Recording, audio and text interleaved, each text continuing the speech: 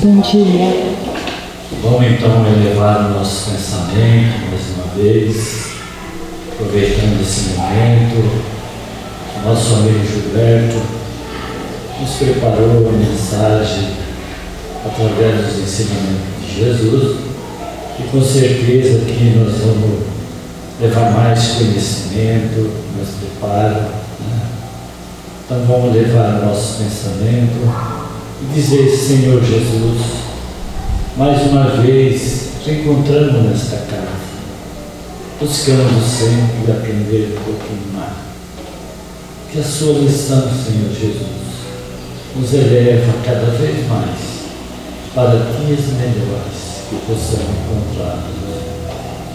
Que a tua paz, o teu amor nos envolva todos nós nesse momento para aprender um pouquinho mais. Que a tua paz, o teu amor permaneça em nosso coração hoje e sempre. Que assim seja. Agora nós vamos passar a palavra ao Gilberto. Bom dia a todos. É um prazer, né, retornar à casa que nos acolheu aí há um bom tempo. E agora aqui sentado, enquanto estava olhando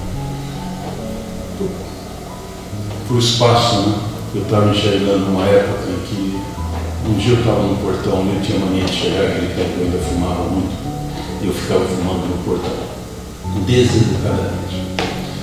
Mas ficava lá. Aí, de repente, chegou o seu Hugo, isso há muito tempo atrás, e falou: me leva lá em cima é aqui, né? Na mesa. Eu dei o braço para ele, pegou meu braço, veio caminhando, entrando, acomodei na cadeira e sentei na cadeira do lado. Ele falou: senta. Aí eu sentei, ele falou: não, senta na de lá, que aqui vai sentar. Falou o nome da pessoa, não me recordo exatamente quem. Aí eu falei: não, senhor, aqui senta quem vai fazer a prece e ali senta quem vai fazer a palestra. Sempre foi assim, o palestrante senta aqui, fica mais fácil para ele se locomover. Aí ele falou: não, senta lá. Eu falei: não, senhor, aqui senta quem vai fazer a palestra. Ele falou: e você pensa que quem que vai fazer a palestra? Eu falei: o senhor está brincando. Eu estava começando a fazer algumas palestras, a falar um pouquinho sobre o Espiritismo, mas não estava preparado para falar. Aquele tempo, o centro aqui na quarta-feira à noite costumava quase que lotar, né? E aquele monte de gente assim, para mim foi um susto. Eu falei: o senhor vai falar o quê? Ele falou: quando você não souber o que falar, fale sobre o Evangelho. Não tive outra alternativa, eu sentei. Mas falar com o Hugo Gonçalves do lado, jogando um chuveiro de energia, né? O seu Hugo e o Chico foram os dois pontos da doutrina em que eu encontrei um chuveiro, daquele chuveiro de praia, aqueles redondão grande, que a gente costuma pôr no quintal de casa perto da piscina. Parece que eles estavam sentados ali jogando aquele monte de energia na gente. Então era muito fácil falar com ele por perto e conseguir cumprir o compromisso. Isso passou, a memória passou e eu continuei a estudar um pouco a doutrina, ler, participar, aprender alguma coisinha e fui enveredando pelos caminhos da paz. Como falou a Ana agora há pouco, um dia o Pedro João e o Didi faziam um programa da rádio, naquele dia, e o Pedro me convidou para ir lá, eu fui lá com eles. No terceiro programa, o Didi pediu as contas e não apareceu mais. Deixou a gente só nós dois lá. Muitos anos depois, o Pedro fez a mesma coisa. Teve seus problemas e pediu para se desligar do programa. E aí eu fiquei procurando. Chamei o Valdir, que é um amigo meu, que hoje reside em Curitiba. O Valdir está com 90 anos. Para fazer o programa comigo. Ele falou: eu não vou fazer. Eu falei: não, vai que você costuma, a gente vai falando e vai jogando conversa para lá e para cá e a gente vai indo. Porque a doutrina é assim. A doutrina não é você ler, aprender, estudar. A doutrina é praticar. É pôr em prática as coisas que a gente vai aprendendo. Como nós aprendemos muito pouco a cada vez, a gente vai aprendendo lentamente. É o processo da alfabetização da criança. Quando a gente entrava antigamente no primário, aprendia o A, B, né? E aprendia o beabá. Esse é o processo de ensinamento da doutrina. E aí a gente vai estudando, vai lendo, vai aprendendo, vai vendo, as coisas vão desenvolvendo. E o Valdir ficou comigo até mudar para Curitiba. Tentei alguns outros companheiros, mas não encaixou, porque trabalho em parceria é uma coisa que a gente tem que ter uma simbiose muito grande, uma sintonia muito grande. Aí um dia nós temos um programa, um trabalho lá no Instituto do Câncer. Todas as segundas-feiras nós trabalhamos, tem uma sala específica para as preces e orações lá, onde nós espíritas usamos essa sala já há muitos anos. E essa sala ficou fechada durante toda a pandemia, esperando que o nosso trabalho retornasse. E nós fizemos um trabalho durante toda a pandemia online, pelo computador. E agora retornamos. E o Cláudio, que é o marido da Silene, vocês devem conhecer, porque é uma figura antiga aqui na casa também. O Cláudio nunca participou de nada dessas coisas. Ele participava lá com a gente. Aí eu falei, Cláudio, eu estou sozinho, comigo, você não tem nada na mão comigo, fazer o quê? Você vai lá, eu faço uma perguntinha para você, qualquer coisa assim, a gente vai. E hoje já está, o Cláudio já está tocando, pode ser, precisar deixar sozinho, ele já se encarrega do trabalho. Então, o que eu estou colocando é exatamente as coisas como as coisas acontecem com a gente. Quando a gente vê dentro da doutrina, você já está começando a caminhar sem muletas. A gente começa a caminhar sem precisar da cadeira de rodas. A gente começa a ir por experiência e por aprendizado. E aí a gente estuda um pouco, aprende um pouco, pratica um pouco, trabalha um pouco, e chega um momento em que a gente, conversando com os amigos, né, as pessoas falam, como que está a vida, né? Aí o que a gente fala? Eu tenho um espírito alegre. Ou às vezes a gente fala, não, eu tenho um espírito difícil, muito complicado, né? E aí a gente começa a reclamar da vida e ver que as coisas correm de outros meios, de outros jeitos. E aí a gente não percebe uma coisa. Quando nós falamos eu tenho um espírito, a gente está totalmente enganado. Nenhum de nós aqui dentro tem um espírito.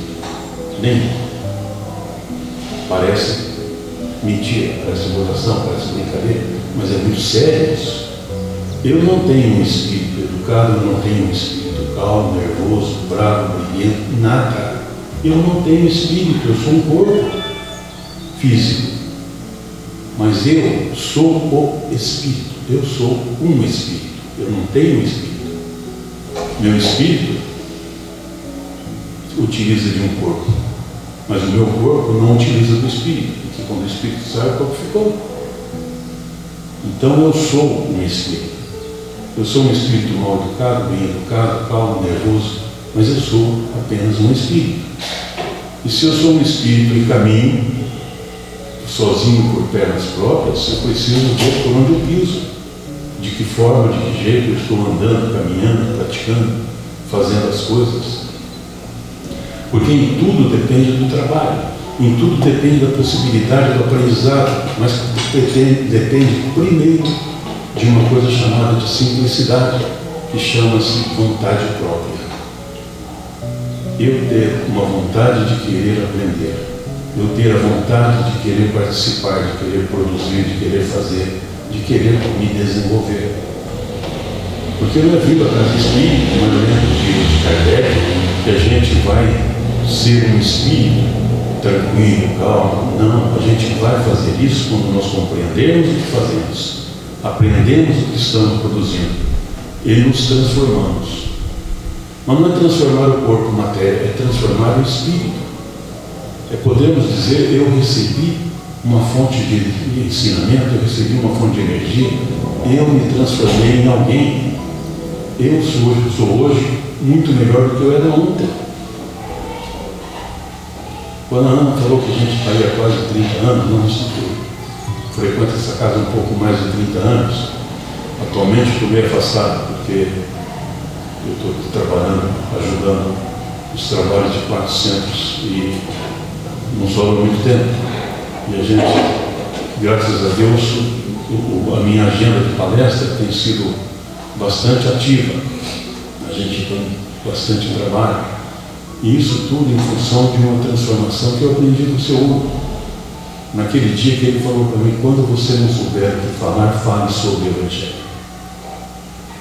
E é sobre o Evangelho que a gente vive falando, é sobre o Evangelho que a gente vive trocando informações, ideias. Porque o Cristo não disse um dia: vós sois deuses, podeis fazer o que eu fiz e muito mais? E quando o Cristo falou isso, ele não estava brincando e nem contando a lorota. Ele estava falando da realidade. Porque Jesus não é melhor que nós. Ele foi criado igual a nós. O Pai criou Cristo igual a nós. A diferença é que ele aproveitou as oportunidades e cresceu mais rapidamente. Aí você fala, mas a gente ouve falar que Jesus tem 4 milhões de anos ou mais, que quando criaram a Terra, Jesus coordenou a criação da Terra. Sim, mas lá no começo foi a mesma coisa. Ele começou aprendendo a se desenvolver, começou aprendendo a se melhorar e chegou ao Espírito que é hoje. E quando ele fala que nós seremos iguais, ele está falando que nós seremos iguais mesmos. Por quê? Todos nós já nascemos, vamos dizer entre aspas, condenados à felicidade. Parece brincadeira, mas é verdade. Ninguém nasceu para ir para o inferno. Quando a gente ainda é criança, ouvindo a doutrina espírita, e nós aprendemos que se a gente errasse, pecasse muito, a gente ia para o fogo eterno, e o diabo lá com aquele monte de lenha embaixo do tacho, com um tridente, a gente dentro do tacho cozinhando para o resto da vida. As figuras, evidentemente, são ilustrativas.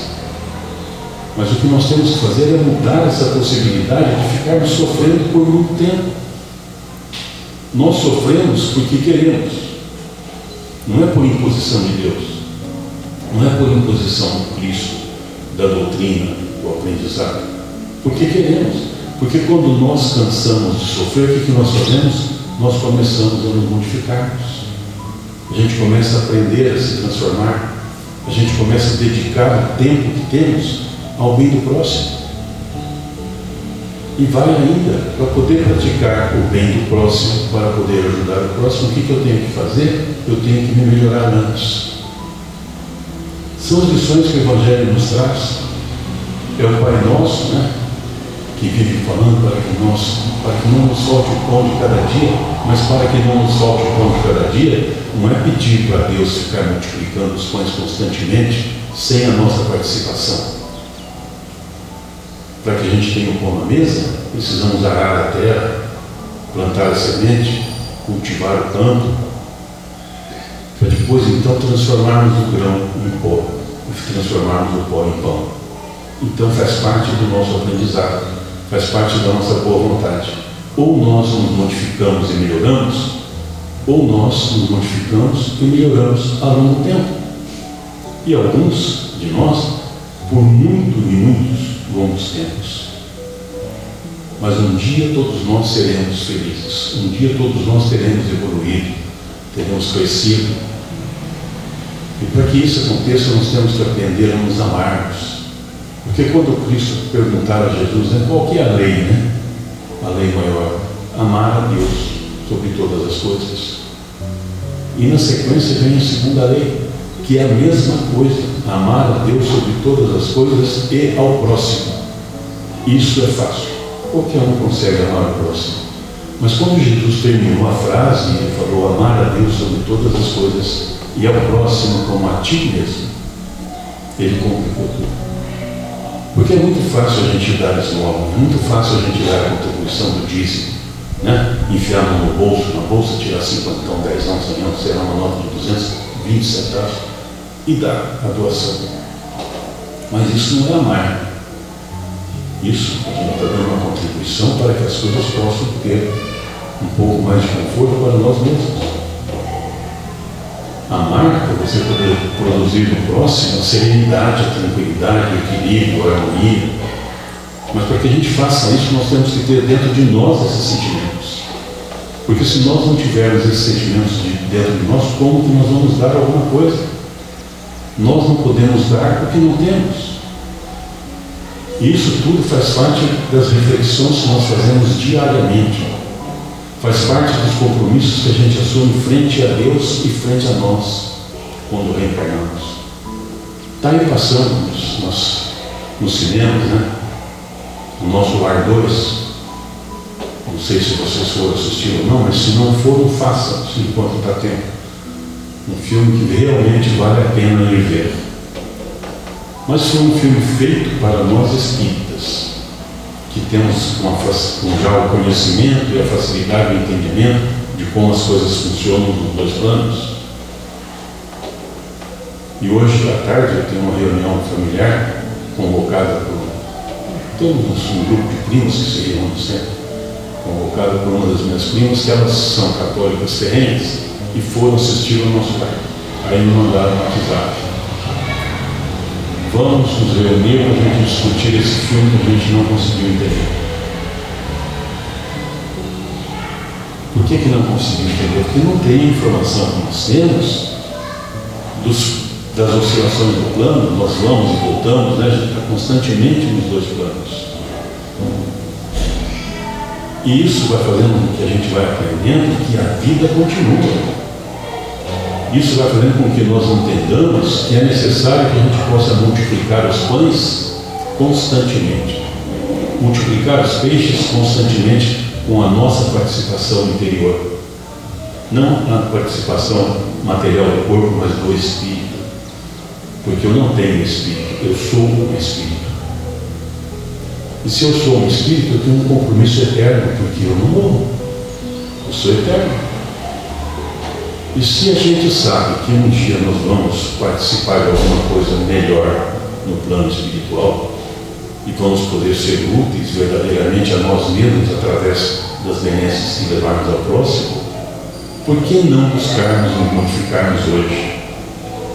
Por que não buscarmos começar a fazer os nossos exames de consciência de vez em quando? Parar e pensar o que é que eu tenho feito das oportunidades que me são trazidas, das oportunidades que me são dadas, dos ensinamentos que me são entregues. O que é que eu tenho feito daquilo que eu estou aprendendo junto à doutrina?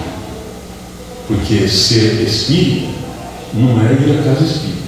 Ser espírita não é na roda social, quando as pessoas falam: eu sou evangélico, eu sou crente, eu sou católico, eu sou isso, eu sou aquilo. E você? Sou espírita. Alguns? Não. Ainda queria. A gente fala bem baixinho às vezes: eu sou espírita. Bem baixinho para os outros não escutar, porque tem medo que os outros se reprimem. Isso é coisa do passado. Ter medo de dizer que é espírita é coisa do passado. Hoje, a maior curiosidade das outras religiões é exatamente o que é o espiritismo. Como funciona. Eu tenho uma passagem de um amigo que um dia encontrei numa hora de uma tempestade. Ele trabalhava numa empresa e eu fui lá comprar umas peças, alguma coisa, e a gente era amigo desde jovem. E aí, como estava chovendo muito, ficamos conversando. Ele virou e falou: e você, o que você tem feito? Porque eu participo, ele falou, porque eu participo da minha igreja. E a gente era católico da mesma época, vamos?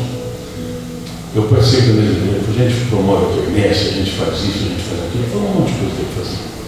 Eu falei: pois é, porque eu sou espírita. Sou espírita, estudo a doutrina codificada por Kardec. Você mexe com essas coisas. Olha a informação. Mexe com essas coisas. O que são essas coisas? Eu não dei resposta a ele. Continuei conversando, papeando, e fui levando a conversa. Aí fui falando das pequenas coisas que a gente participava, dos trabalhos que a doutrina faz, do socorro imediato que a gente leva, às vezes, numa cesta básica, mas do socorro imediato que a gente leva depois com a cesta básica, principalmente do conforto espiritual. De fazer um trabalho que vocês falam, agora está começando com a Ana, é um trabalho que existe nesse trabalho de domingo há muitos anos também, coisa aí, sei lá também, bem mais de 20 anos, né? Porque eu participei lá atrás, no começo, algumas vezes. E é o trabalho do conforto espiritual e fazer uma visita a um doente. Eu fui essa semana visitar um amigo meu de infância que está com fibrose no pulmão. Já está na reta final, a gente sabe disso. 24 horas em casa com aquela máquina de oxigênio, um caninho uns 30 metros para eu poder se locomover dentro de casa.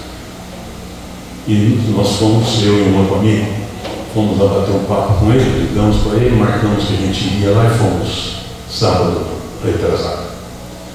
Chegamos lá, entra isso. Só dele levantar, falar oi com a gente e sentar, ele cansou e ficou uns 5 minutos para se recuperar, isso com o oxigênio ligado. Aí ficamos, nós chegamos lá, tínhamos marcado 9 horas, chegamos 9 e pouquinho, e no fim conseguimos sair de lá, era quase meio-dia, que ele não parava de falar. A gente conversou bastante. E eu fiquei vendo, o distanciamento de uma pessoa que teve uma vida ativa, hiperativa, esportista, gostava de corrida de carro, corrida de moto, participou muito. E hoje está sozinho em casa, ele e com a esposa. Tanto que na hora que a gente foi sair, a mulher dele foi nos acompanhar até a porta do elevador. Ela falou: muito obrigado por vocês terem vindo, que ele fica sozinho dia e noite. Os amigos não vêm. E aí a gente começa a ver que aqueles momentos que a gente ficou ali, 2 horas e pouco mais ou menos, que a gente ficou com ele conversando, ele foi relaxando, e falando, e não se cansou. Por quê? Porque o espírito dele se aliviou. E quando o espírito alivia, o corpo acompanha, não tem como fazer o contrário. E a gente vai vendo que aqueles poucos momentos que nós estivemos lá trouxe para ele uma serenidade muito grande. Ele é católico, eu falei para ele do trabalho do Manolo, que a gente participa, acompanha o Manolo também há uns 30 anos quase. Aí ele demonstrou que aceitaria ajuda. Conversei com o Manolo e levei o Manolo lá essa semana para fazer um atendimento a ele. Dei um remedinho, fui a Rolândia, a Arapongas, peguei o remédio e levei para ele. Ele me mandou mais agradecendo infinitamente a atenção que eu estou dando a ele. Que atenção, 5 minutos que a gente se dispôs a fazer alguma coisa, mas essa coisa do alívio espiritual que é muito importante que nós façamos. Esse trabalho de visita, de bater papo, de cumprimentar, de falar oi, o que custa para nós, espíritos espíritas jamais esclarecidos, e lembrarmos de que o próprio Cristo falou: muito será dado, mas muito será cobrado daqueles que sabem e que recebem mais. Kardec deixou muito claro isso para a gente. Basta que a gente leia um pouquinho as obras de Kardec e a gente vai entendendo isso no dia a dia. Que muito será cobrado de quem muito recebeu. E nós, espíritos espíritas, desse momento reencarnatório, não podemos alegar ignorância. Não temos esse direito. Porque nós temos recebido muita informação. Nós temos recebido informações que os outros não têm. O que é que nos acalma frente à morte? Quando a gente conversa com as pessoas de outras religiões, o que eles dizem? Eles costumam dizer: para vocês espíritas é mais fácil lidar com a morte, né? Não é que a gente entenda melhor a morte deles, é que a morte para nós seja tão diferenciada. É que a gente compreende o que está acontecendo. A gente sabe de onde viemos e para onde vamos. A única doutrina que esclarece isso, esclarece de que forma? De onde eu vim? Todos nós sabemos de onde viemos. Vai lá no banheiro, fica de frente para o espelho e fala: espelho, espelho meu. Quem é que eu estou vendo nesse momento? Uma pessoa irritada, nervosa, brava, que vive xingando, dando chute no pé da cama, reclamando da vida, falando que nada presta? Se eu sou assim, evidentemente eu não vim de um lugar bom. Eu vim de um lugar difícil. Mas se eu sou uma pessoa um pouco mais controlada, um pouco mais equilibrada, um pouco mais serena, eu vim de um lugarzinho um pouco melhor. E daí já sei para onde eu vou. Porque se eu vivo da reclamatória constante do desequilíbrio imediato a todos os momentos, se eu sou amargo e amargurado, evidentemente que eu vou para um lugar similar. Está aí o nosso lar 2, o nosso lar 1, como mostrou, né, a vida de André Luiz, para que a gente entenda como que as coisas funcionam. Então, se eu sei que eu sou um pouco mais sereno, evidentemente que eu não vou para um lugar terrível, eu vou para um lugar médio. E se eu sou mais tranquilo, senão a gente fica morrendo de inveja do Chico Xavier, né? Dizem que quando o Chico desencarnou, abriu-se uma escada enorme, os apóstolos estavam todos ali para receber o Chico, degrau por degrau. E quem veio pegar o Chico no braço? Jesus. Ah, que morte bonita, eu também queria ter uma morte dessa. Mas será que eu queria passar pelo que o Chico passou? Pelas dificuldades que ele atravessou? Pelos momentos de desespero, de preocupação? Pelo sofrimento? De ser acusado inúmeras vezes de estar fazendo charlatanismo, fazendo coisas de Satã, né? Na época todo mundo se assustava. Será que eu gostaria de passar por tudo isso que ele passou? Pelas dificuldades desde a infância? Logicamente que não. Então, para que a gente possa ter as benesses da paz, da serenidade, do amor, do equilíbrio, da compreensão, eu tenho que fazer a minha parte. E a minha parte, meus irmãos, eu só consigo fazê-la se eu me modificar. Se eu abrir meu coração e deixar entrar a paz. Compreendida, entendida e assimilada. Porque a grande dificuldade de nós espíritas é assimilarmos as coisas. A gente lê, mas não assimila, não puxa para dentro de si. Então, num domingo de manhã, com um sol bonito, esse de hoje, bonito, né? Nós costumamos dizer que o dia é bonito quando está ensolarado. Mas o dia bonito para o agricultor que está dependendo do seu plantio é o dia que amanhece chovendo. Então o que é feio para um é bonito para o outro. O que é cômodo para um, às vezes não é cômodo para o outro. Mas se eu pegar esse dia ensolarado e transformá-lo num dia de nuvens negras, o resultado quem vai colher sou eu. Então façamos de nós, espíritos espíritas, já com uma compreensão, com esclarecimento, com entendimento, algumas pequenas coisas que nos incomodam muito. Eu costumo dizer que o dízimo espírita é o dízimo mais caro que tem. Você não abre a bolsa para dar 5%, 10%, até 20%. Algumas igrejas chegam a cobrar 25%. E aí a gente fala, mas que absurdo o cara pagar 25% de dízimo. Mas o dízimo espírita é mais caro que os 25%. Porque o dízimo espírita nos diz o seguinte: você não precisa abrir a bolsa, nem o bolso, nem a carteira, nem o cartão de crédito. Você tem que enfiar a mão na bolsa do seu coração e tirar lá de dentro a negatividade. Tirar a inveja, tirar o ódio, a raiva, a indisciplina, o desequilíbrio, a desarmonia. Vai esvaziando a bolsa do seu coração. E à medida que você tira uma coisa ruim, entra uma coisa boa. O espaço nunca fica vazio. Esse é o dízimo espírita. É o mais caro que tem. Por quê?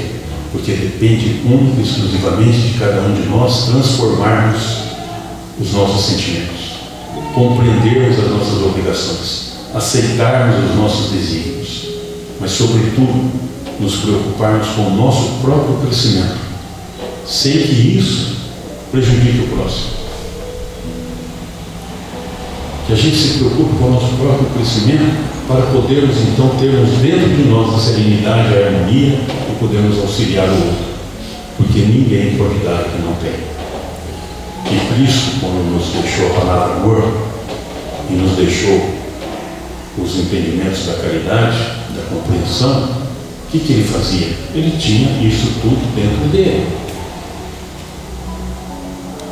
Qual de nós gostaria de morrer no meio de dois ladrões e ainda perdoar, não? Será que nós teríamos essa grandiosidade nesse momento? Mas o Cristo tinha. Ele tinha amor dentro do coração. Nós ainda temos muito para pagar do dízimo espírita. Por melhorzinhos que sejamos, nós ainda temos irritações, ainda temos raivas, ainda temos respostas prontas na ponta da língua, às vezes por falta de prestarmos atenção nas coisas, às vezes por falta de olharmos com serenidade o que está acontecendo, sem julgamento. Esse não julgueis para que não sejas julgado, não condeneis para que não sejas condenado, é o princípio daquele que está começando a amar, começando a aprender a amar. E para amar, basta que eu esteja disposto a fazer. Ninguém vai conseguir amar por mim, apenas eu vou conseguir me transformar. E para que isso aconteça, Deus nos mandou Cristo como protetor, como orientador, como mensageiro da paz. E nós temos por obrigação buscar nos seus exemplos a continuidade do amor, darmos continuidade à vida por compreensão, por entendimento, com alegria e paz. Que todos nós possamos retornar aos nossos lares harmonizados, equilibrados, serenos, e ao chegarmos lá, temos a certeza de que somos aquilo que pode amanhã. Que amanhã seja um novo dia e nós possamos abrir os olhos de manhã, agradecer a Deus pela noite que tivemos e termos a serenidade e a compreensão de que cada um faz o que tem que fazer. Cada um planta a semente que quer, mas colherás na velhice que plantares na juventude. Ninguém vai poder ceifar na horta do outro. Muita paz a todos, muito equilíbrio, muita serenidade, muita compreensão, e que sejamos e possamos dizer: eu sou Espírita. Bom dia a todos. Agradecer ao Gilberto pela mensagem que ele trouxe para nós, né? E nós saímos daqui com mais conhecimento, mais preparado, né? Porque cada vez que nós vemos aqui nessa casa, nós saímos mais preparados, mas não esquecendo que nós saímos com mais responsabilidade. Foi o que ele falou, né? Aquele que é mais dado, mais é cobrado. Então nós estamos recebendo muito nessa casa. Eu falei, falando ontem, né, numa palestra em Rolândia, e eu já faz 40, eu estava fazendo as contas que é 44 anos de doutrina. E eu andei bem pouquinho na evolução, né? Quando a gente recebe os ensinamentos de Jesus, eu estava comentando quinta-feira aí, já faz mais de 2000 anos que ele colocou o Evangelho para nós. Nós vemos que nós não andamos muito ainda, né? Nós estamos começando a gatinhar agora, né? Então nós vamos agradecer muito a Deus pela essa oportunidade que nós estamos tendo nessa casa, né? Porque é aqui que nós vamos aprender sempre cada vez mais. Não podemos abandonar, porque, como se diz, se aqui o caminho está difícil, em outros momentos os caminhos vão ficar muito mais difíceis, né? Então, com certeza. E vamos convidar os médios, né, para a aplicação do passe. Vamos, nesse momento, tirando os olhos da carne e abrindo os olhos do Espírito, percebemos esse ambiente, a presença da espiritualidade amiga que nos deu assistência em todos os instantes desse trabalho e tem nos acompanhado no dia a dia de nossas vidas. Vamos agradecer a Jesus por esses amigos e pela nossa condição de estarmos aqui. Já podemos estar recebendo um pouco mais, que nós possamos ser merecedores e agirmos de acordo com o que recebemos. Obrigada, Senhor, por tudo, por esses encontros, por esses estudos, pela amizade, pela solidariedade que a casa proporciona, Senhor. Ser conosco nesse dia, nessa semana, com os nossos familiares, com os nossos lares. Assim seja.